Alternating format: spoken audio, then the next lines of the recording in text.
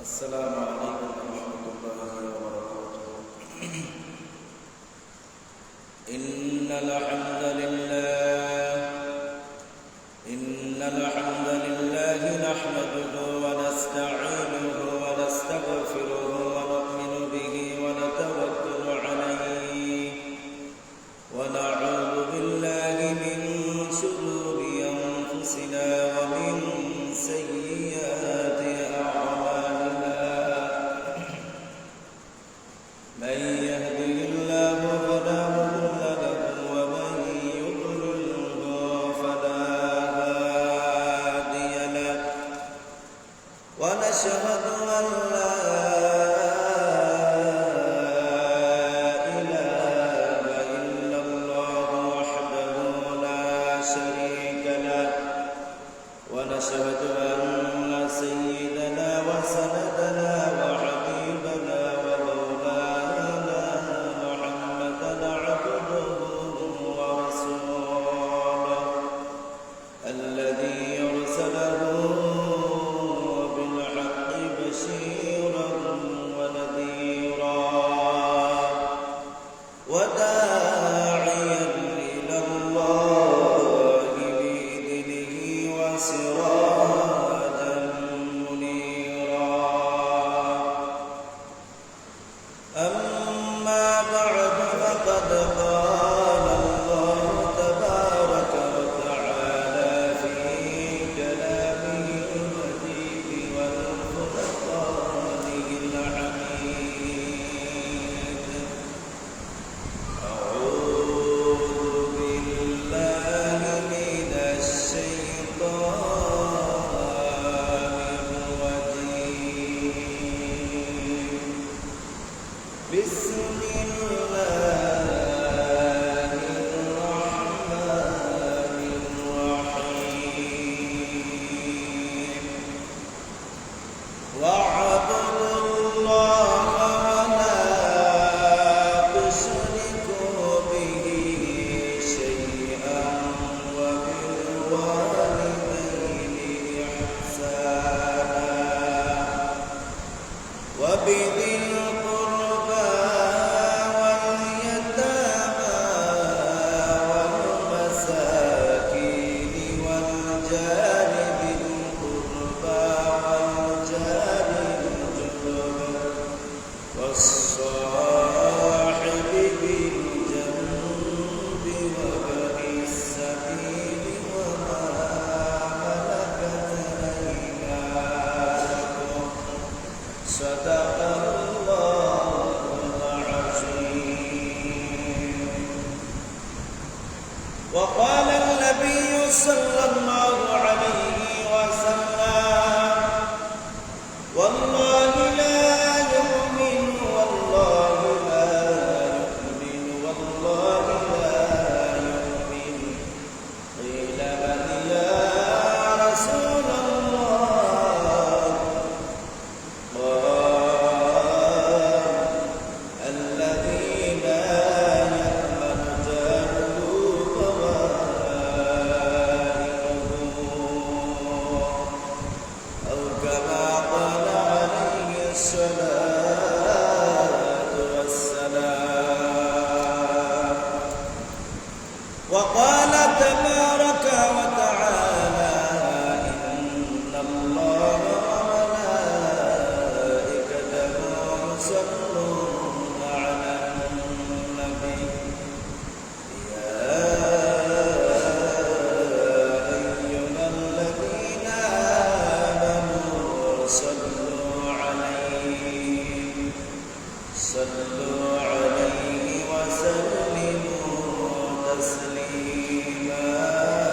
اللهم صل على سيدنا مولانا محمد وعلى آل سيدنا مولانا محمد.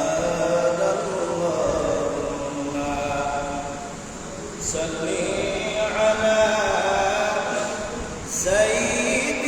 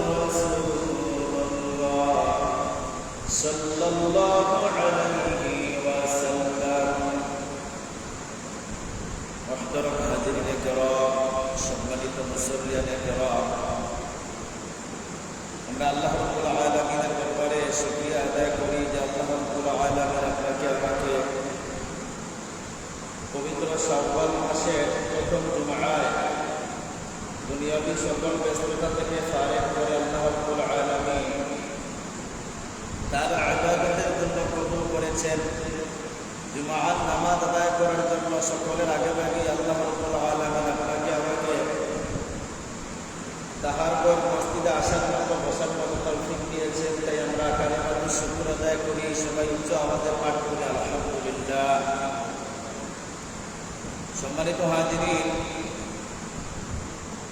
আজকে আমরা আলোচনা শুনব প্রতিবেশীর অধিকার এবং তার সাথে সুসম্পর্ক রাখা এই সম্বন্ধে। এই মর্মে পবিত্র কালামুল্লাহ শরীফ থেকে আমি একটা আয়াতে কারিমা তিলাওয়াত করেছি এবং বিশ্বনবী মুহাম্মদুর রাসূলুল্লাহ সাল্লাল্লাহু আলাইহি ওয়াসাল্লামের অগণিত বাণী থেকে একটা বাণী আমি তিলাওয়াত করেছি। আল্লাহ রাব্বুল আলামিন যদি তৌফিক দান করেন তাহলে উক্ত আয়াত এবং হাদিসকে সামনে রেখে আপনাদের সম্মুখে এই বিষয় সম্বন্ধে কিছু আলোকপাত করার চেষ্টা করব ইনশাআল্লাহ। সম্মানিত হাজিরিন, মানুষ হচ্ছে সামাজিক জীব। সামাজিক জীব মানে মানুষ একা একা বসবাস করতে পারে না। মানুষ দলবদ্ধ হয়ে বসবাস করে, মানুষ ঐক্য হয়ে একটা ইউনিটির ভিতরে থেকে মানুষ বসবাস করে। এই প্রতিবেশী যারা আছেন তাদেরকে নিয়ে কিন্তু আমাদের সমাজ তৈরি হয়। একা একটা সমাজ তৈরি হতে পারে না।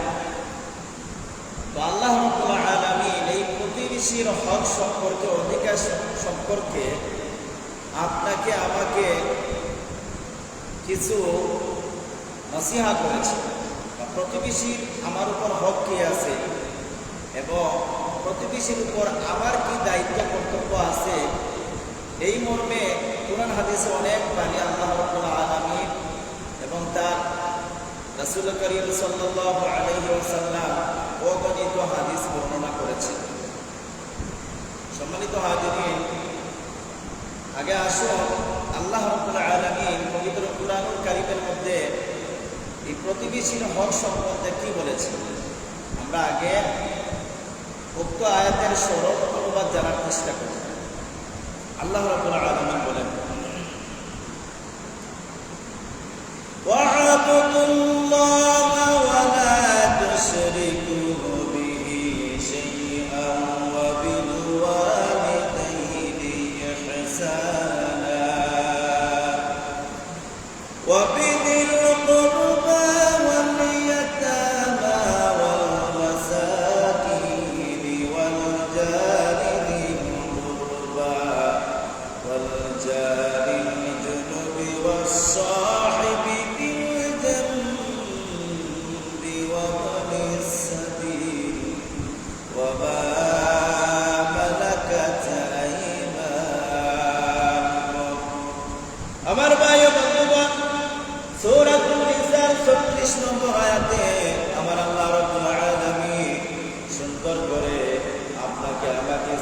ভাষা বলে দিয়েছে, হে আমার বান্দা বান্দীরা, তোমরা সবাই আমার সাথে কাউকে শরীক করিও না, আমার সাথে কাউকে অংশীদার স্থাপন করিও না, এবং মা বাবার সাথে তোমরা সুন্দর ব্যবহার করো, এবং তোমাদের নিকটাত্মীয় এতিম মিসকিন এবং মিসকিনদের প্রতি সুন্দর আচরণ করো। তোমাদের প্রতিবেশী, নিকটাত্মীয়, দূরবর্তী আত্মীয়, তাদের সাথে তোমরা সুন্দর আচরণ করো। বলেন সুবহানাল্লাহ। এই কথাটা কে বলেছে সুন্দর আচরণ করার জন্য? আল্লাহ রাব্বুল আলামিন। এখানে কয়েকটা বিষয় চলে আসে আয়াতের মধ্যে। প্রথম কথা হচ্ছে ওয়া'বুদুল্লাহ ওয়ালা তুশরিকু বিহি শাইআ। আল্লাহ রাব্বুল আলামিন বলেন, তোমরা আমার সাথে কাউকে শরীক করিও না। লা শারীকা লাহু, আল্লাহর সাথে কাউকে শরীক করিও না। তারপরে আল্লাহ রাব্বুল আলামিন বলেন, তোমরা তোমাদের মাতা পিতার সঙ্গে সুন্দর আচরণ করো, ভালো ব্যবহার করো, এবং নিকটাত্মীয় এতিম মিসকিনদের প্রতিও, এবং তোমাদের আত্মীয় স্বজন যারা আছেন তাদের সাথেও তোমরা সুন্দর আচরণ করো। দেখেন কত গুরুত্বপূর্ণ একটা বিষয়। আমাদের প্রতিবেশী যারা আছেন তাদের সাথে সুন্দর আচরণ করার জন্য আল্লাহ রাব্বুল আলামিন বলেছেন। এই মর্মের বিস্তারিত কথা সামনে ইনশাআল্লাহ আসতেছে। এখন আমরা এই আয়াতের একটু মর্ম কথা জানার চেষ্টা করি। আল্লাহ রাব্বুল আলামিন দেখেন, আল্লাহর সাথে অংশীদার স্থাপন করার পরপরই মাতা পিতার কথা, তারপরে আমাদের এতিম মিসকিন যারা আছেন তাদের কথা, প্রতিবেশীর হকের কথা, তাদের সাথে সুন্দর আচরণের কথা আল্লাহ রাব্বুল আলামিন কত সুন্দর করে বলে দিয়েছেন আপনার আমার জ্ঞাতার্থে। এখন আপনি আমি যদি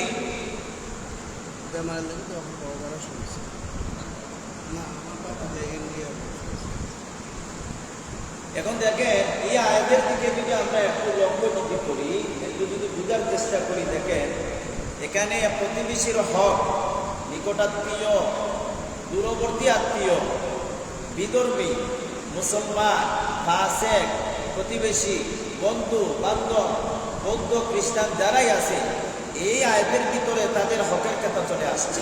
সুবহানাল্লাহ। ইসলাম কত সুন্দর ধর্ম, প্রতিবেশীর হক সম্বন্ধেও আপনাকে আমাকে কত সুন্দর করে তাগিদ দিয়েছে। বিস্তারিত কথা ইনশাআল্লাহ আমি পরবর্তীতে বলতেছি। এখন আসেন বিশ্বনবী মুহাম্মদুর রাসূলুল্লাহ সাল্লাল্লাহু আলাইহি ওয়াসাল্লাম এই প্রতিবেশীর হক সম্বন্ধে কি বলেছেন আমরা একটু জানার চেষ্টা করি। দু জাহানের বাদশা নবী মুহাম্মদুর রাসূলুল্লাহ সাল্লাল্লাহু আলাইহি ওয়াসাল্লাম বলেন, ওয়াল্লাহি লা ইউমিনু, ওয়াল্লাহি লা ইউমিনু, ওয়াল্লাহি লা ইউমিন। তারা মুমিন না, তারা মুমিন না, তারা মুমিন না। তিনবার বিশ্বনবী কথা বলেছে। তখন সাহাবা কেরামরা বললেন, ইয়া রাসূলুল্লাহ, ইয়া হাবিবাল্লাহ, ওগো দয়াল নবীজি, বুঝতে পারলাম না তিনবার কাকে বললেন তারা মুমিন না, আমরা তো বুঝতে পারলাম না। কিলা মান ইয়া রাসূলুল্লাহ সাল্লাল্লাহু আলাইহি ওয়াসাল্লাম। রাসূলুল্লাহ সাল্লাল্লাহু আলাইহি ওয়াসাল্লাম বলেন, আল্লাযীনা ইউমানু জারুহু বাওয়াইকাহু। আল্লাহ রাসূল সাল্লাল্লাহু আলাইহি ওয়াসাল্লাম বলেন, যে প্রতিবেশী তার অনিষ্ট থেকে, তার সমস্ত সমস্যা থেকে, তার কাছ থেকে নিরাপদ না, ওই ব্যক্তিরা কখনো মুমিন হতে পারবে না। বলেন নাউযুবিল্লাহ।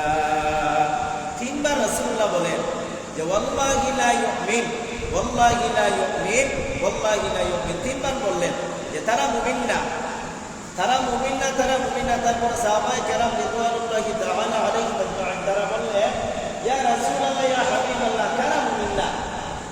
তারপরে রাসূলুল্লাহ বললেন, আল্লাযী লা ইউমানু জারুহু বাওয়াইকাহু, যে যার প্রতিবেশী, যার প্রতিবেশী তার হাত থেকে, তার অনিষ্ট থেকে নিরাপদ না, হেফাজত না। ঝগড়া ফাসাদ হইতে পারে, বিভিন্ন আরো অস্থিরতা হইতে পারে, তার হকের উপর থেকে যেন সে অতিষ্ঠ যেন না হয়।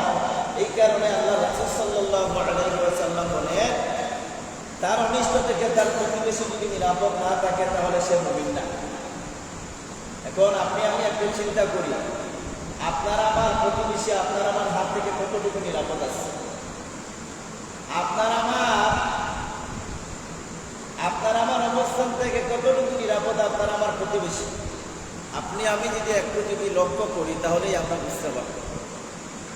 শুধু তাই না, রাসূলুল্লাহ সাল্লাল্লাহু আলাইহি ওয়াসাল্লাম অন্য একটা হাদিস শরীফের মধ্যে বলেন, বুখারী ও মুসলিম শরীফের বর্ণনায় রাসূলুল্লাহ সাল্লাল্লাহু আলাইহি ওয়াসাল্লাম বলেন, মা যা জিবরিল ইউসিনি বিল জার হাত্তা যানানতু আন্নাহু সায়ুওয়ারিসুহু আও কামা ক্বালা আলাইহি সালাতু ওয়াসসালাম। রাসূলুল্লাহ সাল্লাল্লাহু আলাইহি ওয়াসাল্লাম বলেন, ও আমার সাহাবায়ে কেরামরা, তোমরা জেনে রাখো, জিবরাইল আমার নিকট যতবার আসতেন ততবার এমন এমন কিছু উপদেশ দিতেন।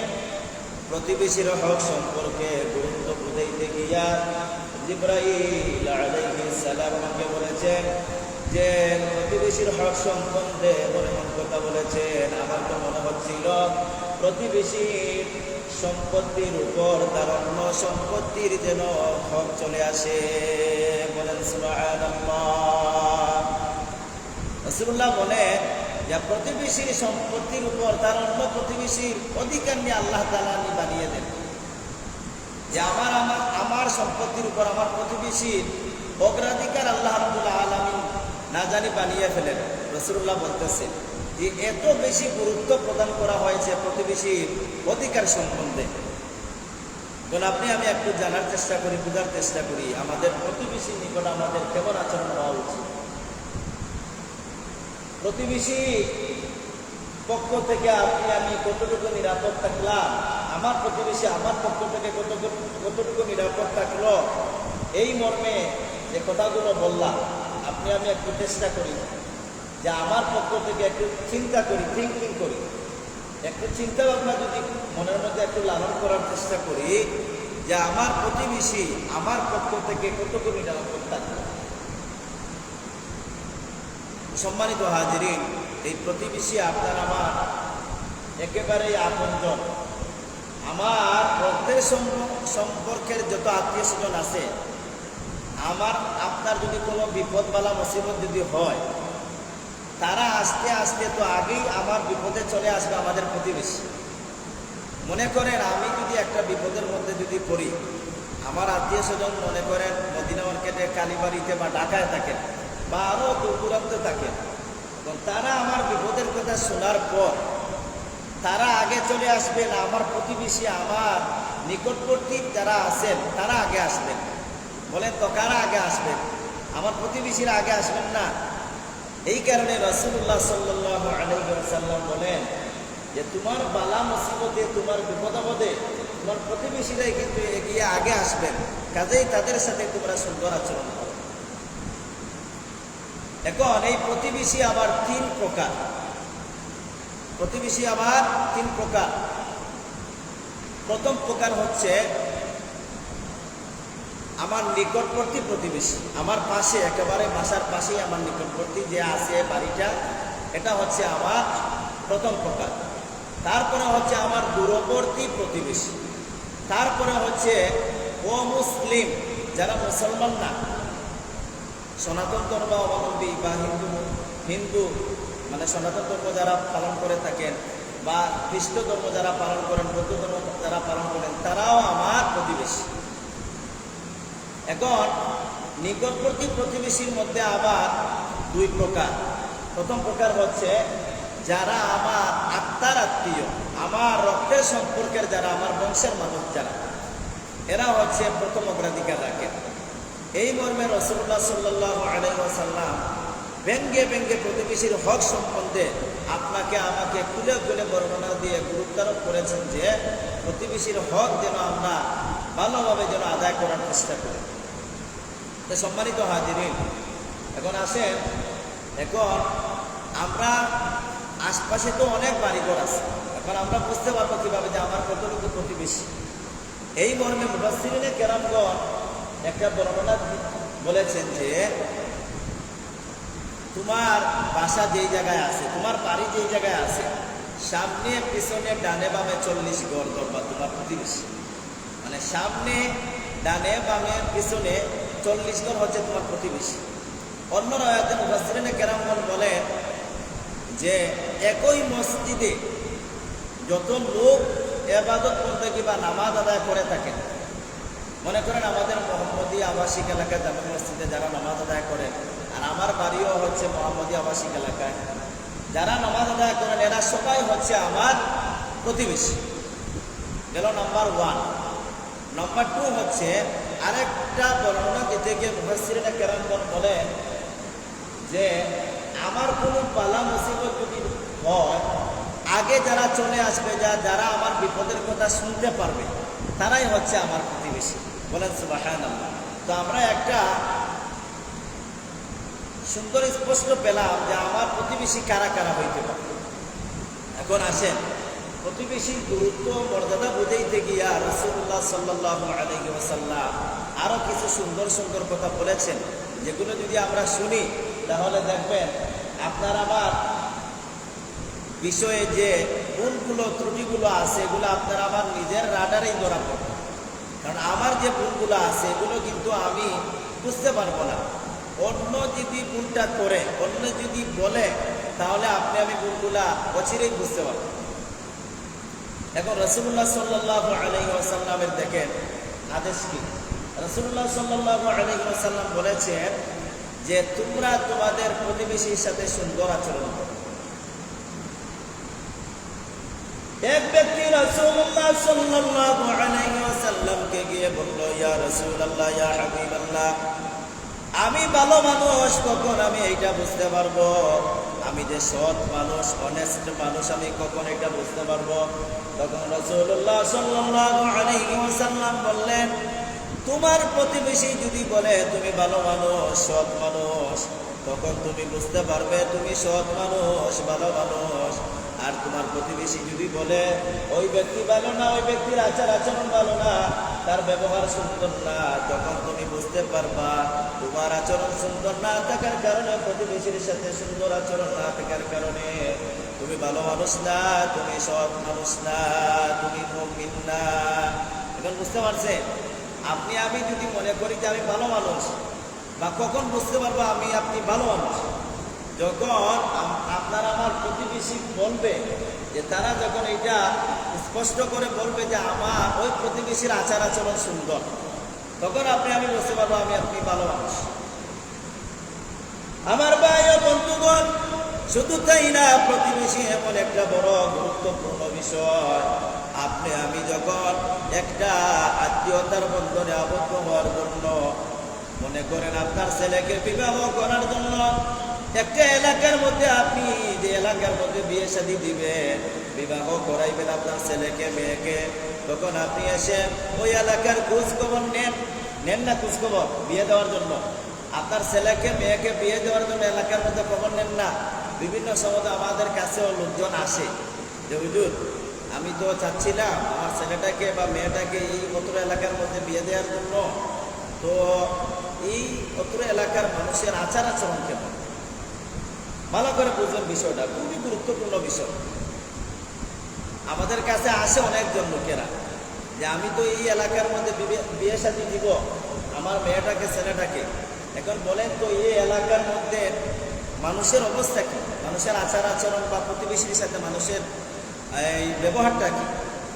তখন আপনি যদি পজিটিভ যদি বলেন যে না সুন্দর, তাহলেই তো সে আরো উৎফুল্ল হবে, বিয়ে দেওয়ার জন্য তার মনটা আরো আকর্ষিত হবে। আর যদি আপনি যদি বলেন না এই এলাকার অবস্থা বেশি ভালো না, তখন সে আর বিয়ে দিবে? সে তওবা করে চলে যাবে। এই মর্মে একটা ঘটনা বলি, তখন আপনারা বুঝতে পারবেন যে প্রতিবেশী যদি ভালো না থাকে তাহলে আপনার আমার অবস্থা কি হবে। হযরত আব্দুল্লাহ ইবনে মুবারক রাহমাতুল্লাহি আলাইহি একজন জগৎ বিখ্যাত মুহাদ্দিস। ওই এলাকার, তিনি যে এলাকার মধ্যে বসবাস করতেন, উনার যে বাড়ি যেই জায়গায় ছিল, এই বাড়ির পার্শ্ববর্তী একটা জায়গা আছে, বিক্রি করবেন। যে ব্যক্তির জায়গা ওই ব্যক্তি বিক্রি করবেন, ওই ব্যক্তি তার জায়গাটুকু বিক্রি করার জন্য এলান দিল, আমার জায়গাটুকু আমি বিক্রি করে দিব। ওই জায়গার যে দাম আছে, মূল্য আছে, মনে করেন আমাদের অত্র এলাকার মধ্যে জায়গার যে দাম আছে, ওই দামের চাইতে সে আরো 4 গুণ 5 গুণ বেশি দাম বাড়িয়ে বলল। মানুষজন এসে বলল, ভাই বুঝলাম না, দাম তো হচ্ছে এত টাকা, তুমি তো বাড়িয়ে আরো 3 গুণ 4 গুণ বললে, বিষয়টা কি বুঝলাম না। তখন ওই ব্যক্তি বলল, আমার ভাই দাম তো আমি জানি এইটা, কিন্তু আমি দাম বাড়িয়ে বলার কারণ হলো এইখানে হচ্ছে আব্দুল্লাহ ইবনে মুবারক রাহমাতুল্লাহি আলাইহি এর বাসা। তখন ওই ব্যক্তি বলল, ও আমার ভাই এই জায়গার দাম কত? সে বলল এত। সে বলল আমি আগে নিব।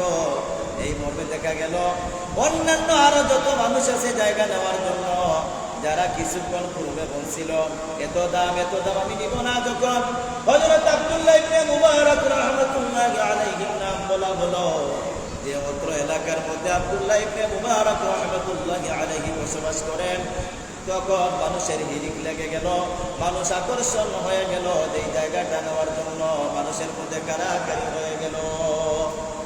কিছু বুঝতে পারছে কেন মানুষ কারাকারি করলো এখন? কেননা ওই সময়কার তৎকালীন সময়ে বিখ্যাত ছিলেন হযরত আব্দুল্লাহ ইবনে মুবারক রাহমাতুল্লাহি আলাইহি, আল্লাহর জবরদস্ত একজন বুজুর্গ, একজন ওলি আল্লাহ ছিলেন। এখন আপনার প্রতিবেশী যদি একজন ওলি আল্লাহ যদি থাকে, তখন আপনার উপরও বা ওই ব্যক্তির যে একটা যে ফয়জিয়াম আছে, আল্লাহওয়ালাদের পাশে যদি কোনো মানুষ যদি থাকে, তখন আল্লাহওয়ালাদের পাশে আপনি যতক্ষণ থাকবেন, তখন এই সময়টা কিন্তু ইবাদতের মধ্যে আল্লাহ রাব্বুল আলামিন লিখে ফেলেন। কারণ সহবতে যদি আমি যদি থাকি, কোনো ওলি আল্লাহর সহবতে যদি যতক্ষণ থাকি, ততক্ষণ পর্যন্ত আপনার আমার আমলনামার মধ্যে লেখা হয়। তখন মানুষজন বুঝতে পারলো যে হযরত আব্দুল্লাহ ইবনে মুবারক রাহমাতুল্লাহি আলাইহির প্রতিবেশী যদি আমি হয়ে থাকি, তাহলে তো অবশ্যই আল্লাহর কাছে গিয়ে বলতে পারবো যে হে আল্লাহ, আমি আপনার মকবুল একজন বান্দাদের নিকট আমি ছিলাম, বা মকবুল একজন বান্দার নিকটবর্তী আমি ছিলাম, আপনার বান্দার এই বান্দার ওসিলায় ও আল্লাহ আপনি আমাকে মাফ করে দেন, আমার আর কোনো সম্বল নাই। মানুষ এই মর্মে এইটা বিশ্বাস করে ওনার পাশেই কিন্তু জায়গাটা অনেক দামে কিন্তু ক্রয় করে নিলেন মানুষ। এখন বুঝতে পারছেন বিষয়টা? প্রতিবেশী যদি ভালো না থাকে, এখন প্রতিবেশী যদি ভালো না থাকে, তাহলে নিকটবর্তী বাসার মানুষের কি অবস্থা হয় আমরা জানতে পারি, বুঝতে পারি। আপনার প্রতিবেশীকে আপনি কষ্ট দিতে পারবেন না, কখনো কষ্ট দেওয়া সম্ভব না। যদি আপনি মুমিন হতে চান, তাহলে আপনার প্রতিবেশীকে আপনি কষ্ট দিতে পারবেন না। কেননা রাসূলুল্লাহ সাল্লাল্লাহু আলাইহি ওয়াসাল্লামের বাণী আপনাদেরকে আমি শুনিয়েছি যে রাসূলুল্লাহ সাল্লাল্লাহু আলাইহি ওয়াসাল্লাম বলতেছেন যে ওয়াল্লাহি লা ইউমিনু ওয়াল্লাহি লা ইউমিনু ওয়াল্লাহি লা ইউমিন। রাসূলুল্লাহ বলেন তারা মুমিন না, 3 বার বললেন এই কথাটা, তারা মুমিন না, তারা মুমিন না, তারা মুমিন না। তখন সাহাবায়ে কেরামগণ বললেন ইয়া রাসূলুল্লাহ, এইনা মানে ইয়া রাসূলুল্লাহ, ইয়া রাসূলুল্লাহ, কারা মুমিন না? তখন রাসূলুল্লাহ বললেন যে আল্লাযী লা ইউমানু জারুহু বাওয়াইকাহু, তারা মুমিন না যে প্রতিবেশী তার অন্য প্রতিবেশীর অনিষ্ট থেকে সে নিরাপদ না, তার অনিষ্টতা থেকে তার অন্য প্রতিবেশী নিরাপদ না, তারা হচ্ছে মুমিন না। এই কারণে এখন আপনি আমি চিন্তা করা প্রয়োজন যে আপনার আমার প্রতিবেশী আমার আপনার কারণে কোনো সমস্যা তাদের হচ্ছে কিনা, তারা কষ্টে আছে না নিরাপদে আছে, না তারা অনেক আমার কারণে তারা সমস্যার মধ্যে আছেন। এই বিষয়টা যদি আমি যদি একটু লক্ষ্য করি, তাহলে আপনি বুঝতে পারবেন। প্রতিবেশীর হক সম্বন্ধে রাসূলুল্লাহ সাল্লাল্লাহু আলাইহি ওয়াসাল্লাম আরো বেশি গুরুত্ব করে বলতেছেন। হযরত আয়েশা সিদ্দিকা রাদিয়াল্লাহু তাআলা আনহা বলেন রাসূলুল্লাহ সাল্লাল্লাহু আলাইহি ওয়াসাল্লামের জবান মুবারক থেকে আমি শুনেছি, রাসূলুল্লাহ বলেন, ও আয়েশা, তুমি যখন তরকারি পাক করবা, রান্না করবা, তখন তরকারির ঝোলটা একটু বাড়াইয়া দিও, তুমি যেন তোমার প্রতিবেশীকে দাওয়া দিয়ে দিতে পারো। বলেন সুবহানাল্লাহ। যে যখন তরকারি পাক করবে, তখন তুমি তরকারির ঝোলটা একটু বাড়াইয়া দিও। কেননা তুমি যখন তরকারিটা পাক করবে, একটা উদাহরণ দিলাম, তারা বুঝতে পারবে। মনে করেন আমার বাসায় আমি গরুর গোশত পাক করতেছি, আমার লাগা বাসার যারা আছেন, আমার নিকটবর্তী যারা আছেন প্রতিবেশী, এমনও লোক আছেন যারা বছরের পর বছর যাচ্ছে, তারা গরুর গোশত খাওয়ার জন্য তাদের তৌফিক হচ্ছে না। এখন আমি আপনি যখন গরুর গোশতটা আমার ঘরে পাক করবো, রান্না করব, তখন যখন বাগার দিব, তখন এই গ্রানটা কি তার কানের মধ্যে যাবে না, তার নাকের মধ্যে যাবে না? এই সুগ্রানটা তার কানের মধ্যে নাকের মধ্যে যাবে তো, শুকতে পারবে তো। তো তার তো মনের ইচ্ছা নাই, ইচ্ছা আছে বাট তৌফিক নাই খাওয়ার মতো। তখন তার মনের মধ্যে একটা কষ্ট আসবে, হায় রে হায়, আমি গরুর গোশত খাইতে পারি না, কিন্তু কত সুন্দর গ্রান আমার নাকের মধ্যে আসে। তখন রাসূলুল্লাহ সাল্লাল্লাহু আলাইহি সাল্লাম দেখেন কি সুন্দর কথা বলতেছেন, ভালো করে শুনেন। তখন রাসূলুল্লাহ বলেন, তুমি যদি তোমার প্রতিবেশীকে যদি দিতে পারো, তাইলে তুমি ঝুলটা একটু বাড়াইয়া দিও। এই মর্মে তো আগের হাদিস, এই হাদিসে আবার বলতেছেন রাসূলুল্লাহ, তুমি যদি তোমার প্রতিবেশীকে দিতে পারো, তখনই তুমি এই বাগারটা এমনভাবে দিবে, তার নাকে তো গেছেই, গ্রানটা তো গেছেই। তুমি যদি তাকে যদি দিতে না পারো, তাহলে তুমি এমন জায়গায় রান্না করবে, এই গ্রানটা যেন, এই রান্না করার গ্রানটা যেন তার নাকের মধ্যে যেন না যায়। বলেন সুবহানাল্লাহ, কি আজিম কথা, বুঝতে পারতেছেন? যে আমি যে রান্না করতেছি, আমার প্রতিবেশীকে যদি আমি না দিতে পারি, তাহলে আমি এমন জায়গায় যেন রান্না করি যে আমার রান্না করার গ্রানটা যেন আমার প্রতিবেশীর নাকে যেন না যায়। কত সুন্দর কথা! এই কথা কি আর কোনদিন শুনছেন? রাসূলুল্লাহ ছাড়া এই কথা আর কেউ বলবে না। ইসলাম ছাড়া অন্য কোনো ধর্মে এই মর্মে কোনো কথা পাবেন না। শুধু তাই না, রাসূলুল্লাহ সাল্লাল্লাহু আলাইহি ওয়াসাল্লাম বলতেছেন, ও আমার উম্মতেরা, তোমরা শুনে রাখো, তুমি যখন বাজার থেকে সুস্বাদু কোনো খাবার কিনে নিয়ে আসবা, তখন তোমার প্রতিবেশী এমনও আছে, গরিব প্রতিবেশী, পুর মেন যারা, গরিব মানুষ যারা, তারার কিন্তু সামর্থ্য নাই যে ফল ফুল ভালো মতো কিছু কিনে আনা। তখন তুমি যখন কিনে আনবে, তখন এটা গোপনে তুমি লুকাইয়া এটা নিয়ে আসি। কেননা তুমি যখন নিয়ে আসবে, মনে করেন একটা উদাহরণ দিই, সাপোজ এক্সাম্পল একটা দিলে বুঝতে পারবেন। আমি মনে করেন কিছু আপেল, আঙ্গুর, তরমুজ, ফল ফ্রুট নিয়ে আসতাম, তখন আমার অন্য প্রতিবেশীর ছেলেমেয়েরা এটা দেখতে পারবে। দেখতে পেরে তাদের মনের মধ্যে একটা কষ্ট আসবে, হায় রে হায়, আমারও ইচ্ছা আছে কিন্তু আমার টাকা নাই, পয়সা নাই, আমি কেনার মতো আমার কোনো এবিলিটি নাই। তখন তার মনের মধ্যে একটা কষ্ট আসবে। তাই রাসূলুল্লাহ সাল্লাল্লাহু আলাইহি ওয়াসাল্লাম বলেন, তুমি এটা গোপনে সুন্দর করে প্যাকেট করে নিয়ে আসবে, দেখো তোমার প্রতিবেশী যেন এটা না দেখে। কত সুন্দর কথা! তারপরে রাসূলুল্লাহ সাল্লাল্লাহু আলাইহি ওয়াসাল্লাম অন্য একটা হাদিস শরীফের মধ্যে বলেন যে তুমি যখন ভালো মন্দ কিনে নিয়ে আসবা, তোমার ছেলেমেয়েরা যখন এটা খাবে, এখন বাচ্চাদের হাতে যদি একটা আপেল দেন আপনার বাচ্চাকে, এই বাচ্চাটা তো বাহিরে যাবে না। বাহিরে যখন যাবে, আপনার অন্য প্রতিবেশী, গরিব প্রতিবেশীর ছেলেমেয়েদের পাশে তারা যাবে, তখন ওই ছেলেমেয়েদের কিন্তু মনের মধ্যে একটা কষ্ট আসবে, হায় রে হায়, আমার বাবার তো সামর্থ্য নাই, আমারও তো আপেল আঙ্গুর খাওয়ার মতো, তরমুজ খাওয়ার মতো আমার ইচ্ছা হয়, কিন্তু আমার এবিলিটি নাই বাবার, আমার বাবার টাকা পয়সা নাই। এই বাচ্চাটার মনে যেন কষ্ট না আসে, এই কারণে তোমার বাচ্চাটাকে তুমি আপেল বা আঙ্গুর বা কোনো বিস্কিট বা ভালো মতো কিছু দিয়ে তারে বাহিরে পাঠাইও না, তাহলে ঘরের ভিতরে রাখিও। কত সুন্দর কথা, আজিম কথা! এই কারণে আমার ভাইয়ের, আমার বন্ধুরা, যে কথাগুলো বললাম, এই কথাগুলো আল্লাহ রাসূল সাল্লাল্লাহু আলাইহি ওয়াসাল্লাম ১৫০০ বছর আগে আপনাকে আমাকে আমাদের ইফরতের জন্য আল্লাহ রাব্বুল আলামিনের হাবিবের জবান দ্বারা আপনাকে আমাকে জানিয়ে দেওয়া হয়েছে, গুরুত্ব করে দেওয়া হয়েছে যে প্রতিবেশীর হক আপনার আমার নিকট কি হতে পারে। এই কারণে আপনার আমার প্রতিবেশীর অনেক হক আছে। যে হকের কথা রাসূলুল্লাহ সাল্লাল্লাহু আলাইহি ওয়াসাল্লাম বলেন যে জিবরাইল প্রতিবেশীর হক সম্বন্ধে এত বেশি গুরুত্ব আমার নিকট করেছেন, এত বেশি উপদেশ দিয়েছেন যে আমার মনে হয় না জানি প্রতিবেশীর সম্পত্তির উপর, মালের উপর অন্য প্রতিবেশীর হক না জানি আল্লাহ তাআলা করে দেন। সুবহানাল্লাহ! কত সুন্দর কথা যে আমার সম্পত্তির উপর আমার প্রতিবেশী অগ্রাধিকার, ওয়ারিশ, উত্তরাধিকারী নিয়ে আল্লাহ তাআলা বানিয়ে দেন। রাসূলুল্লাহ বলতেছেন এটা। এত বেশি গুরুত্বপূর্ণ বিষয় এটা। এই কারণে আমার ভাইয়েরা, আমার বন্ধুরা, আল্লাহ রাব্বুল আলামিন বলতেছে, ওয়াল জারিদিল কুরবা ওয়াল জারিল জুনুব ওয়াস সাহিবি বিল জামবি ওয়া বিনিস সাবিল। আল্লাহ রাব্বুল আলামিন বলেন, তোমার নিকটাত্মীয়, তোমার দূরবর্তী আত্মীয়, অনাত্মীয়, হিন্দু, মুসলমান যারাই আছেন তাদের নিকট তুমি সুন্দর আচরণ করো, তোমার প্রতিবেশীর নিকট তুমি সুন্দর আচরণ, ভালো আচরণ করো। আল্লাহ রাব্বুল আলামিন অবশ্যই তোমাদের প্রতি ইহসান করবেন, তোমাদের প্রতি দয়া আল্লাহ রাব্বুল আলামিনের পক্ষ থেকে তোমরা পাবে। সম্মানিত হাজিরিন, আল্লাহ রাব্বুল আলামিন যেন আপনাকে আমাকে যেই কথাগুলো বললাম, সর্বপ্রথম যেন আমাকে এবং যারা আমরা শুনলাম, শ্রবণ করলাম, সবাইকে যেন আল্লাহ রাব্বুল আলামিন আমল করার তৌফিক দান করেন। সকলেই পড়ি আল্লাহুম্মা আমিন।